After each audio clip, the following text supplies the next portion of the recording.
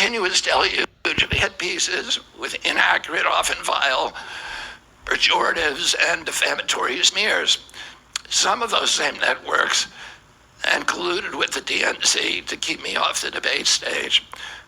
Representatives of those networks are in this room right now, and I'll just take a moment to ask you to consider the many ways that your institutions have abdicated this really sacred responsibility, the duty of a free press to safeguard democracy and to challenge always the party in power, instead of maintaining that posture of fear, skepticism toward authority.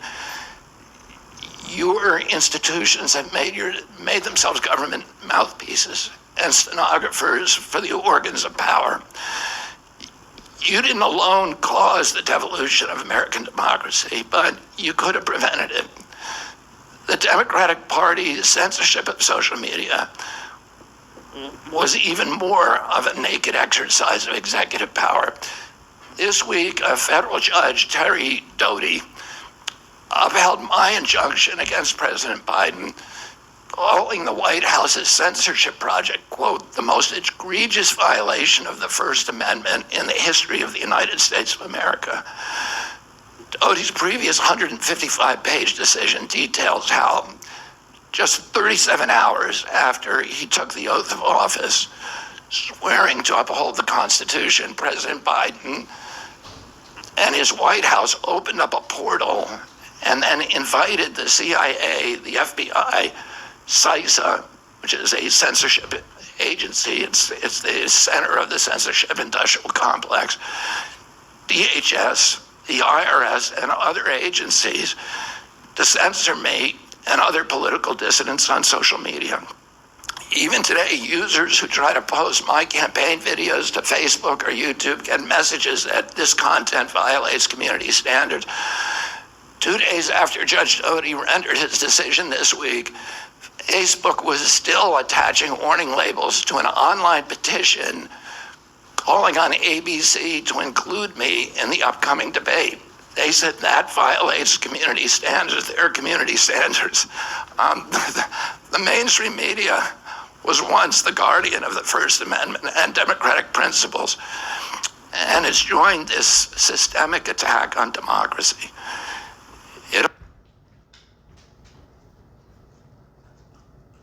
Misinformation, but governments and oppressors don't censor lies.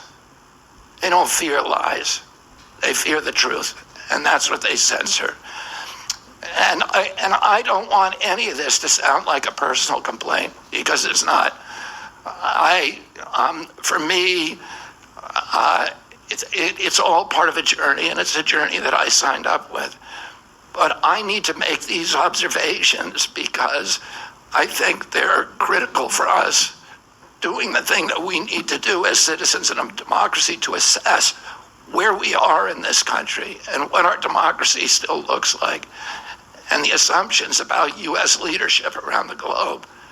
And are we living up, are we really still a role model for democracy in this country? Or have we made it, a kind of a joke? And here's the good news.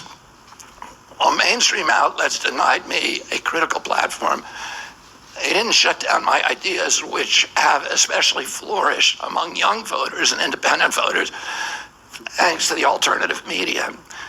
Many months ago, I promised the American people that I would withdraw from the race if I became a spoiler. A spoiler is someone who will alter the outcome of the election but has no chance of winning. In my heart, I no longer believe that I have a realistic path to electoral victory in the face of this relentless systematic censorship and media control.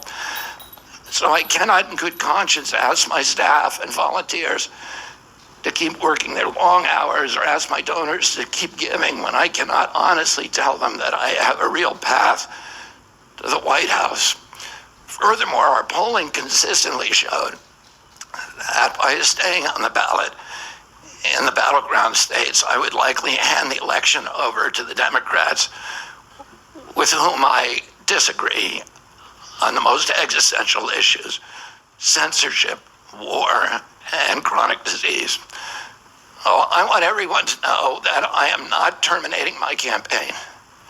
I am simply suspending it and not ending it. My name will remain on the ballot in most states. If you live in a blue state, you can vote for me without harming or helping President Trump or Vice President. I encourage you to vote for me.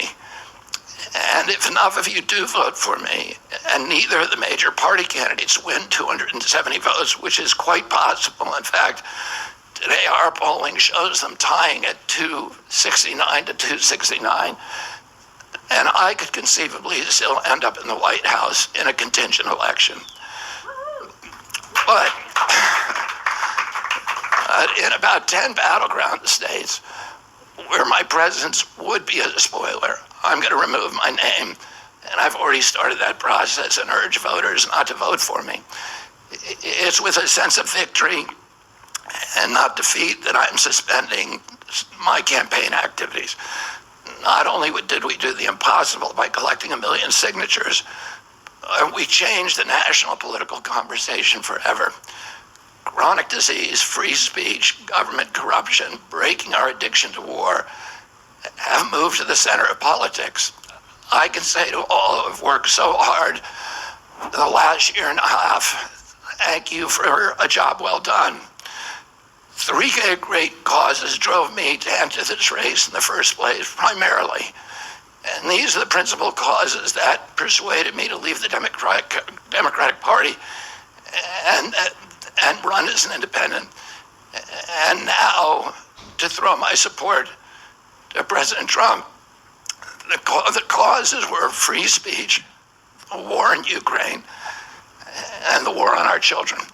I've already described some of my personal experiences and struggles with the government's censorship industrial complex. I want to say a word about the Ukraine war. The military industrial complex has provided us with a familiar comic book justification, like they do on every war, that this one is a noble effort to stop a supervillain, Vladimir Putin, from invading the Ukraine and then to thwart his Hitler-like march across Europe. In fact, tiny Ukraine is a proxy in a geopolitical struggle initiated by the ambitions of the U.S. neocons for American global hegemony. I'm not excusing Putin for invading Ukraine. He had other options. But the war is Russia's predictable response to the reckless neocon project of extending NATO to encircle Russia, a hostile act. The credulous media rarely explain to Americans that we unilaterally walked away from 2 intermediate nuclear weapons treaties with Russia, and that is a hostile act. And that the Biden White House repeatedly spurned Russia's offer to settle this war peacefully. The Ukraine war began in 2014 when U.S. agencies overthrew the democratically elected government of Ukraine and installed a hand-picked pro-Western government that launched a deadly civil war against ethnic Russians in Ukraine. In 2019, America walked away from a peace treaty, the Minsk Agreement, that had been negotiated between Russia and Ukraine by European nations. And then in April of 2022, we wanted the war. In April of 2022, President Biden sent Boris Johnson to Ukraine to force President Zelensky to tear up a peace agreement that he and the Russians had already signed, and the Russians were withdrawing troops from Kiev and Donbass and Lugansk. And that peace agreement would have brought peace to the region and would have allowed Donbass and Lugansk to remain part of Ukraine. President Biden stated that month that his objective in the war was regime change in Russia. His Defense Secretary Lloyd Austin simultaneously explained that America's purpose in the war was to exhaust the Russian army, to degrade its capacity to fight anywhere else in the world. These objectives, of course, have nothing to do with what they were telling Americans about protecting Ukraine's sovereignty.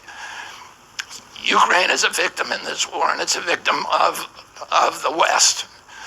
Since then, of Russia and both Russia and the West, since then, we have, since tearing up that agreement, forcing Zelensky to tear up the agreement, we've squandered the flower of Ukrainian youth, as many as 600,000 Ukrainian kids and over 100,000 Russian kids, all of whom we should be mourning, have died, and the Ukraine's infrastructure is destroyed.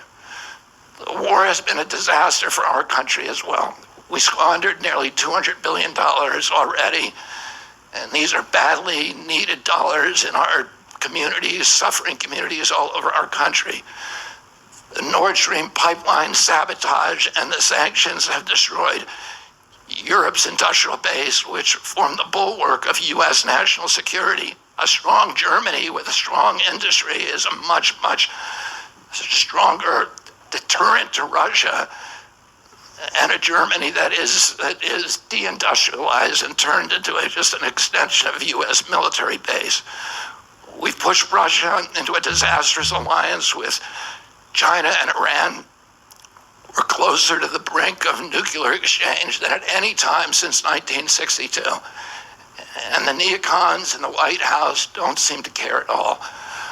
Our moral authority and our economy are in shambles, and the war gave rise to the emergence of BRICS, which now threatens to replace the dollar as the global reserve currency. This is a first-class calamity for our country.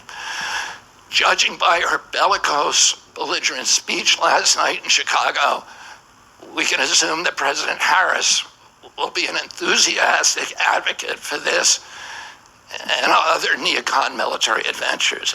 And President Trump says that he will reopen negotiations with President Putin and end the war overnight as soon as he becomes president. This alone would justify my support for his campaign. Last summer, it looked like no candidate was willing to negotiate a quick end to the Ukraine war, to tackle chronic disease epidemic, to protect free speech, our constitutional freedoms, to clean corporate influence out of our government, or to defy the neocons and their agenda of endless military adventurism.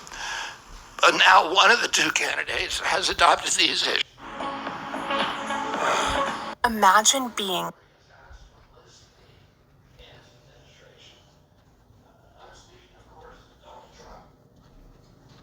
Less than 2 hours after President Trump narrowly escaped assassination, Callie Means called me on my cell phone. I was then in Las Vegas. Callie is arguably the leading advocate for food safety, for soil regeneration, and for